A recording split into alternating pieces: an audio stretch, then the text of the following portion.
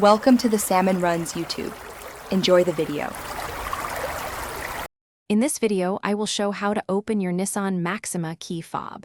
First, locate the small release button on the side of your key fob. This button is usually found near the bottom or side. Press it firmly and then pull out the emergency mechanical key. This key is essential for manually unlocking your car and also provides access to the fob's interior. Setting it aside will prepare the fob for the next step.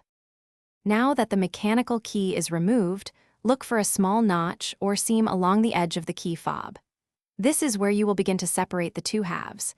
Carefully insert a small, flathead screwdriver or a plastic prying tool into this opening. With a gentle twist, the two halves should begin to separate.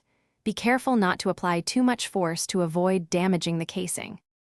Once the key fob is open, you will see the small coin cell battery inside. Most Nissan Maxima key fobs use a CR2032 battery. Take note of its orientation before removal. Use a small, non-metallic tool, like a plastic spudger, to gently pry out the old battery. Then, insert the new battery, ensuring the positive side, usually marked with a plus sign, is facing upwards. This ensures proper function. To reassemble your key fob, simply align the two halves of the casing. Make sure all the internal components are properly seated before pressing them together. You should hear a satisfying click as the halves snap securely into place. Finally, slide the mechanical key back into its designated slot until it locks. Your Nissan Maxima key fob is now ready for use with its fresh battery. Thanks for watching.